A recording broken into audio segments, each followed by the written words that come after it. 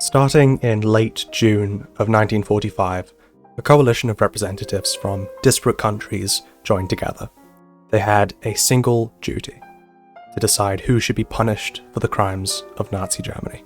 It was, at that point, a controversial thing to do, to punish individuals instead of the state as a whole.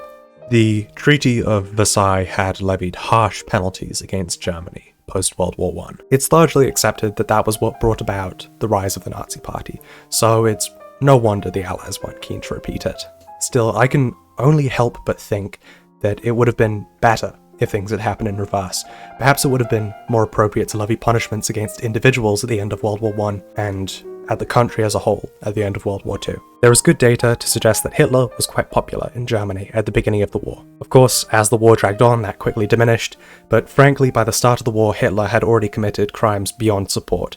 The first concentration camp was built in 1933, after all. Of course, Hitler didn't announce his building of Dachau to the public, so few would have known. Still, Hitler's policy platform of Lebensraum should have been a non-starter to the German public. Actively declaring intent to seize land that did not belong to Germany should have absolutely been an indicator of where Hitler planned to go. Still, at that time, Hitler was popular in Germany. Did the German people deserve to suffer for that? Would it have been fair to levy punishment against the country as a whole for what they had allowed to grow? These questions are pointless. It never came to happen, and even if it may have felt good to punish Germany, that was ultimately what allowed Hitler to come to prominence in the first place. The choice to punish German individuals complicit in the atrocity was, in my opinion, a good one.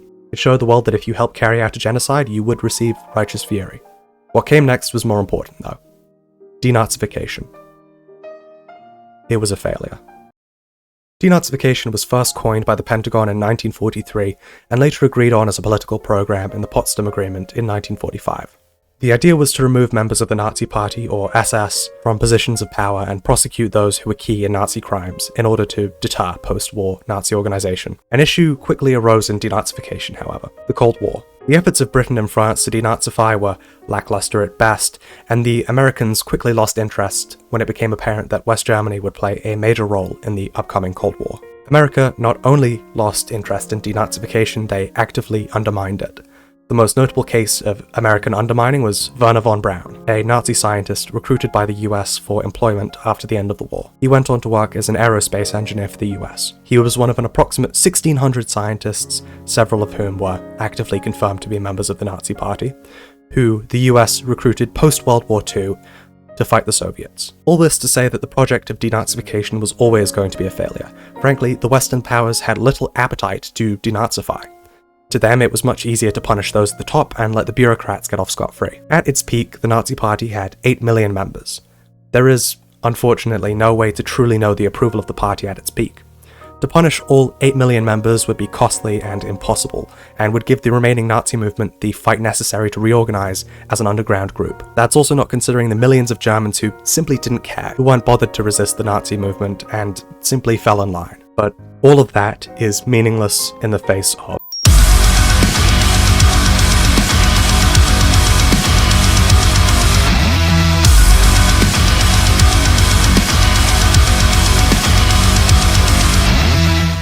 The war in Gaza recently resumed. Just before it resumed, a poll was conducted amongst Israelis to see how many of them wanted the war to resume. As of a week ago, from the writing of this video, nearly 3/5 of Israelis want the genocide in Gaza to resume. The central question of this video is, what happens to those who carry out a genocide after it's finished? The genocide in Gaza will end, whether by attrition or by treaty. It is vital to remember that. It will not last forever, and it will end even more quickly if we keep speaking about it. That is besides the point. What happens to those who were complicit? If we follow the doctrine of denazification, very little happens to those who were complicit.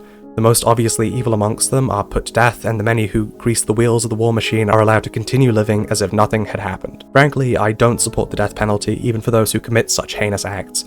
In my eyes, living in misery is a far greater punishment than a quick death. Denazification in that regard is a bust on all fronts. Murder is immoral regardless of who it's done to, and simply allowing those who grease the wheels to continue as if nothing had happened is a crime, and certainly not a good way to deter genocide. Let's start at the top. Top military and political leaders responsible for the continuation of hostilities should be tried as war criminals in an international court and, if the tribunal should see fit, jailed accordingly. But a more interesting question here is, how complicit are the opposition parties? The main political party in Israel is Likud, run by the Prime Minister Benjamin Netanyahu. He should obviously be punished for his part in the genocide, as the ICC thinks, but that's not the question here. We're going to focus mainly on Yesh Atid, the runner-up party in Israel's 2022 election. At the time of the war's start, Yesh Atid did not have the power to make any significant change. Their position in parliament was not strong enough for that, and it hasn't gotten strong enough since. So they aren't to blame, right? The issue here is that the genocide of the Palestinian people hasn't been going on for a year and a bit, it's been going on for decades. Yesh Atid has held power in that time, and they could have done something, anything, to stop the genocide. They didn't, and thus, in my eyes, they should be tried for their inaction. Let's turn now to the IDF. Ground forces are just as, if not more, complicit in the genocide than the political leaders. Is it worse to order many to be killed, or to be the one to personally kill few? In my eyes, such a question bears little meaning. Both are worthy of judgment. Those who are on the ground killing and tormenting Palestinian civilians should all be tried accordingly for their crimes. Air forces and naval forces deserve the same judgment. Both have carried out strikes against innocents in neighbouring countries. Of course, many in the IDF will not be found guilty of directly committing war crimes, which brings us to the logistical forces of the IDF. Is it a crime to supply weapons to a force that you know will kill innocents? I leave that question in your hands. What should happen to Israel, the name? Would allowing Israel to keep its name bring about further strife? Names are inextricably tied to legacy, and the legacy of Israel is bathed in blood. It's a fine line to walk here. Zionism thrives on persecution, and censoring the name of Israel would certainly contribute to that idea. I do think it should go, though. The name Israel has forever been tarnished and will forever be associated with the crimes they commit today. That name, if allowed to fester, will only lead to more strife. Finally, the civilians of Israel. We will obviously ignore those who protested against Israel's genocide or those who actively sought to end it, such as journalists like Amir Haas. But those who supported the continuation of the war, those 3/5 who answered that the genocide should resume, what do we say to them?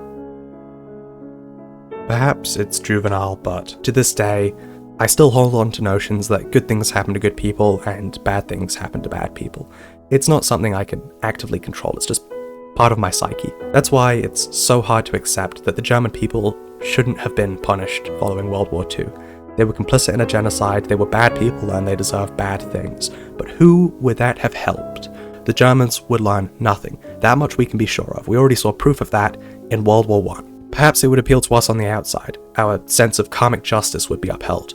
But it would so negatively affect those children born in the war. To lose their parents, even if those parents were bastards, that would be truly unfair. The answer to our final question has been staring us in the face since the start of this video.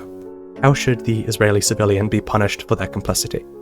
They shouldn't. We can't carry out such a punishment on that scale, and doing so would be counterproductive. The myth of Zionism would only be reinforced. Ideologies as violent as Zionism need to be left to slowly fade out. Give the people an alternative and let them transition away from it. In an ideal world, what should happen next? In my eyes, what would be most just is all members of the Israeli Knesset would be put on trial for complicity in war crimes. Key figures in the IDF would also be put on trial for the same thing. Members of the IDF that saw active combat would face trial for war crimes, while members that didn't see active combat would be, under the guidance of the UN, made to help rebuild Gaza. That idea that they would willingly help rebuild Gaza is particularly optimistic, but this is in an ideal world. Large-scale educational programs would be hosted throughout the country in an attempt to break down barriers between Israelis and Palestinians, in hopes of showing the Israeli citizenry the humanity of Palestine. The UN would move immediately to mobilize aid to Palestine and to help rebuild, and of course, any members of the IDF that didn't see ground combat would be made to help. These efforts would not be carried out solely on the Israeli shekel, but also on the dollar and on many other currencies. All major powers should have a hand in the rebuilding of Gaza. If the efforts were solely done on the shekel, it would lead to a major economic downturn within Israel, which would lead to further dissent and ultimately to a likely resurgence of Zionism. If you want an allegory here, you can think of Weimar Germany and the punishments imposed upon them in the Treaty of Versailles. These efforts would continue for years under the oversight of a coalition within the UN from many different nations. My hope is that eventually this would lead to a unified state that could rebuild and regrow. You're perhaps thinking, won't there be political violence against the Israelis? And to that I say, of course, and that is, of course, an aberration. But I'd invite you to consider post-apartheid South Africa. There was violence along racial lines, but much more of the violence was along class lines.